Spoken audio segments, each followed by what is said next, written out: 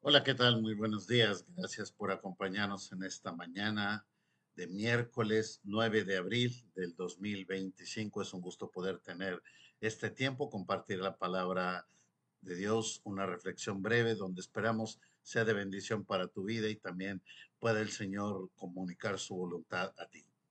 Para mí es un día especial el día de hoy. 9 de abril tiene varias razones significativas, dos de las más importantes es el cumpleaños de una de mis nietas, la más pequeñita, Natalie, y también cumpleaños de mi hermana, Claudia.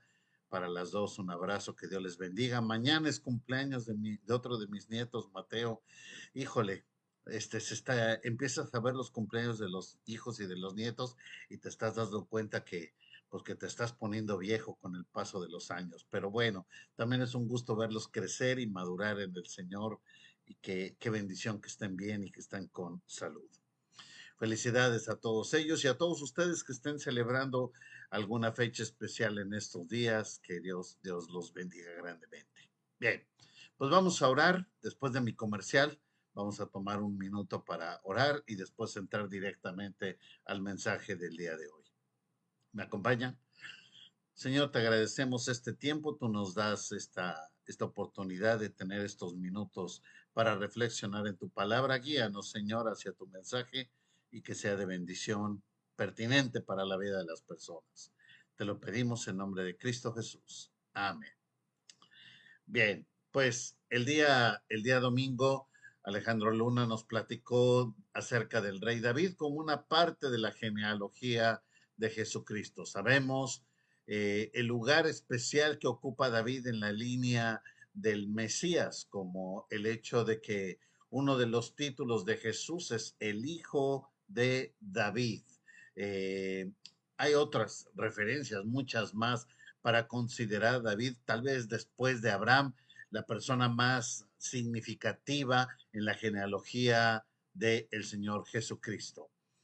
En segundo de Samuel, capítulo 7, el pasaje que compartía Alejandro el domingo, Dios mismo le dice a David que habrá de levantar un rey de su linaje, y entonces David tiene una declaración de adoración preciosa delante de Dios de una manera especial.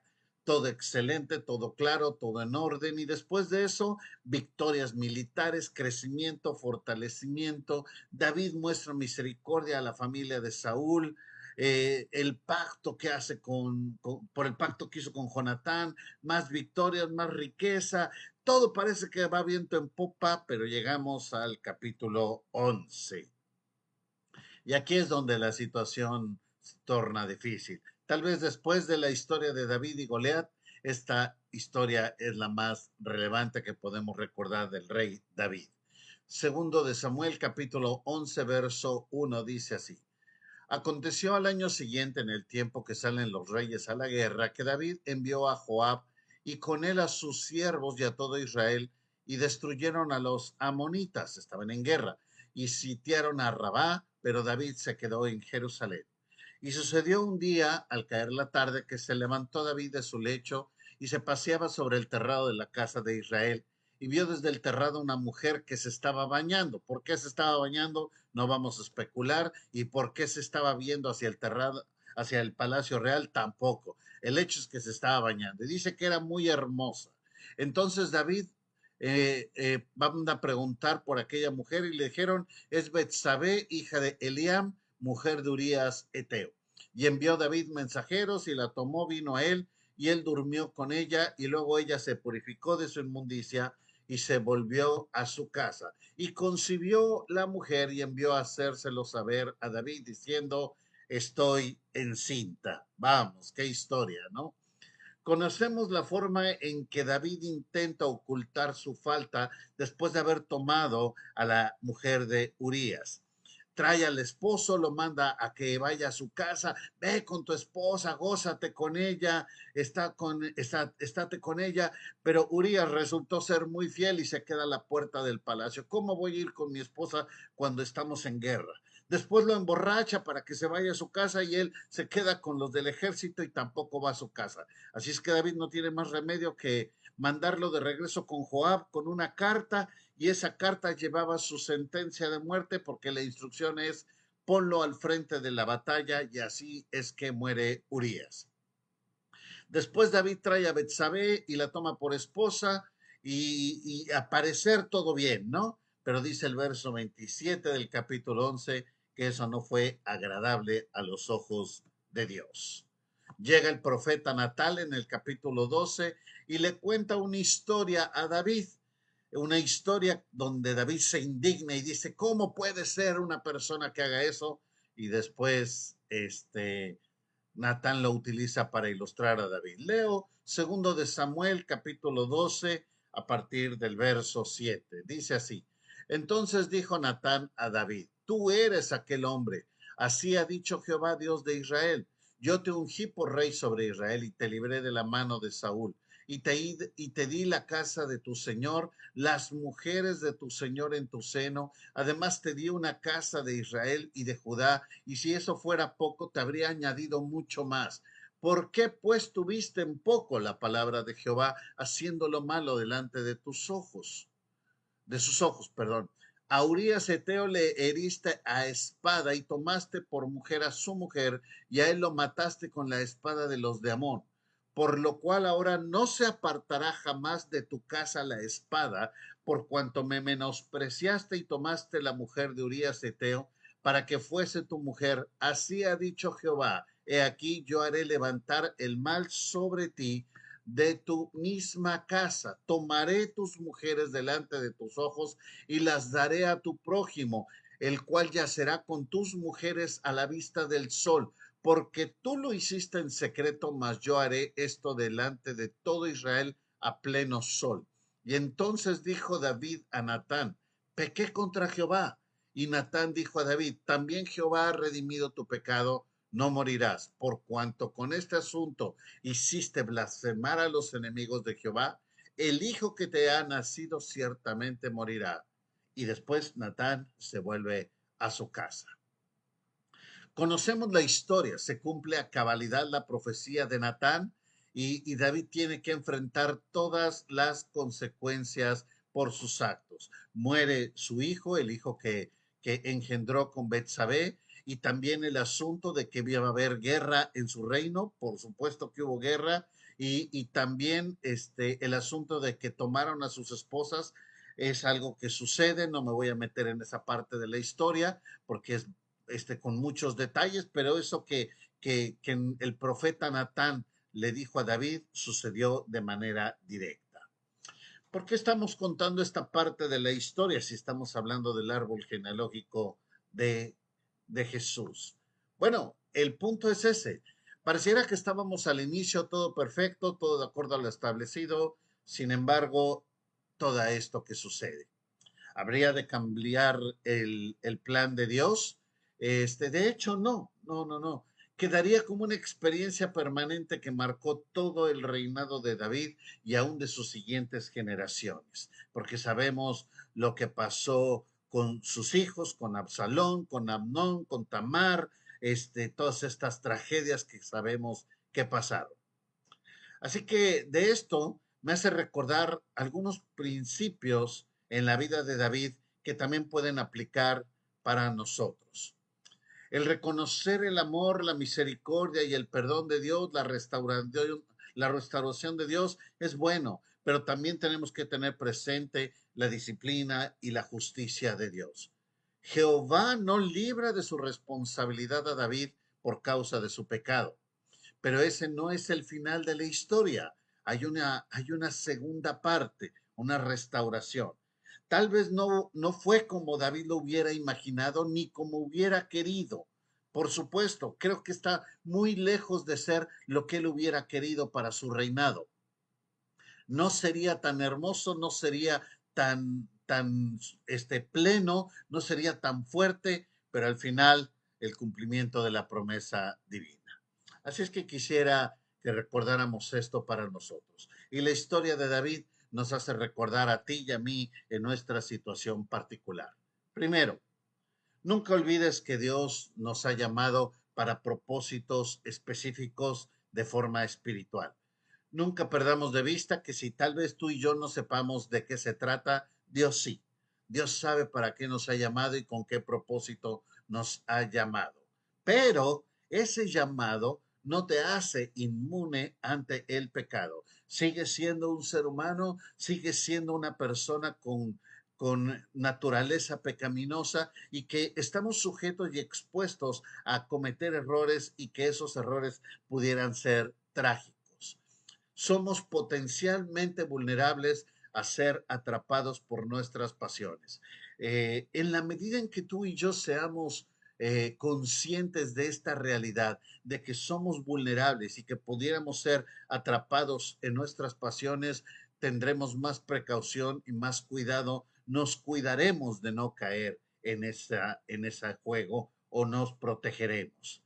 Dios perdona, claro, Dios perdona a quien se arrepiente de corazón. Este punto del arrepentimiento de David hace la diferencia con respecto a Saúl. No porque David fuera una mejor persona, sino porque fue una persona que reconoció que se equivoca. Y esto hace toda la diferencia con respecto a Saúl. Saúl se justifica, David se arrepiente. Sin embargo, esto también es parte de la historia. Viviremos las consecuencias de las decisiones que hemos tomado y aunque hay perdón de Dios y aunque hay restauración de Dios, eso no quita las consecuencias de nuestros actos. Esto es sumamente importante porque algunos pensamos que después de haber cometido un error, el perdón libra las consecuencias y francamente no es así. El perdón no tiene esa capacidad de librar de las consecuencias. Al contrario, una persona que está arrepentida está dispuesto a vivir las consecuencias de su error porque es parte del reconocimiento de la falta que ha vivido. Y esas consecuencias pudieran ser permanentes, permanentes. Sin embargo, nunca perdamos de vista que no es el fin. Hay un mañana y tú decidirás cómo quieres que sea ese mañana, viviendo las consecuencias de esas decisiones o viviendo la plenitud de estar en la bendición de Dios. Y si tú lo analizas, por ejemplo, personajes como Noé, como Daniel, como Job, tienen una referencia mucho más fuerte en ese sentido que lo que encontramos con David. Sin embargo, el plan de Dios seguiría adelante. ¿Qué quiero decirte para ti en esta mañana? No pierdas de vista que a pesar de nuestros errores, Dios puede usarnos a ti y a mí si estamos dispuestos a arrepentirnos y a vivir las consecuencias de nuestros errores. Que nuestro Señor confirme esto en tu corazón y te prepare para empezar ese camino de regreso, sea cual sea tu momento y tu condición. Vamos a orar. Padre, te damos muchas gracias por este tiempo. Tu Señor ministra a cada uno de nosotros, entendiendo dónde estamos. Señor, lo que representa este devocional no nos da la posibilidad de ver en profundidad una situación en específico en la vida de cada uno. Pero Señor, que tu Espíritu Santo muestre en dónde está parada cada persona para que pueda empezar ese camino de regreso. Y así, Señor, haya vivido o esté viviendo las consecuencias de sus propios errores, de su propio pecado, que entendamos todos, Señor, que en ti, mientras hay vida, hay una nueva oportunidad para hacer las cosas adecuadamente. No para vivir libre de ese pasado, sino para que ese pasado nos recuerde de tu misericordia y de tu perdón. Ayúdanos, Padre. En el nombre de Jesús pedimos todo esto. Amén. Amén. Qué tema el día de hoy, ¿verdad? Bien, algunos avisos rápidamente. Las damas tienen reunión hoy y el día de mañana. Su actividad continúa, ya nada más esta semana. La siguiente van a suspender por motivos de Semana Santa. Hoy también tenemos culto de media semana. Nos vemos a las 7:30 de la noche, pero la próxima semana ya no tendremos culto de miércoles. Ahorita explico por qué. Pero también este sábado 12, tendremos reflexiones matrimoniales a las 6 de la tarde. Espero nos puedan acompañar. Es este sábado a las 6 de la tarde, reflexiones matrimoniales. Y si usted viene a reflexiones, ya sabe cómo es la dinámica. Traiga algo que pueda compartir para cenar y al final de la actividad de la reunión tendremos un tiempo de convivencia unos y otros y podemos tener esta bendición juntos. Para la Semana Santa, bueno, rápidamente le doy un panorama. El miércoles no habrá culto, el día jueves tendremos culto a las 7:30 de la noche y estaremos celebrando la cena del Señor. El viernes tendremos los cultos de Viernes Santo, 11 y 1. Es el mismo servicio, se va a repetir 2 veces, 11 y 1 de la tarde. Espero pueda acompañarnos. No, no hay inscripción, no hay códigos de apartados, ni boletos, ni nada. Sencillamente hay que llegar y llegue temprano porque son los cultos que más se llenan. Misma forma, el culto de resurrección, domingo 7 de la mañana. Estoy hablando, por supuesto, no de este domingo, sino del domingo 20 de abril.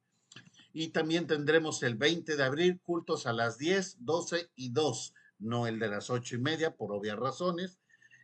Pero el culto de las 7 y el culto y los otros tres van a ser completamente diferentes, con música, predicador y todo. Espero puedan acompañarnos. Bueno, un poco del panorama de lo que va a suceder en los próximos días en nuestra iglesia y será un privilegio podernos ver por ahí en la iglesia y saludarnos unos a otros. Que tengan ustedes un excelente día. Dios me los bendiga grandemente. Estaré contestando todos los mensajes que pongan en redes sociales y también algunas peticiones para tomarlas en cuenta y considerarlas. Cualquier cosa, estamos a las órdenes. Que Dios les bendiga grandemente. Bendiciones.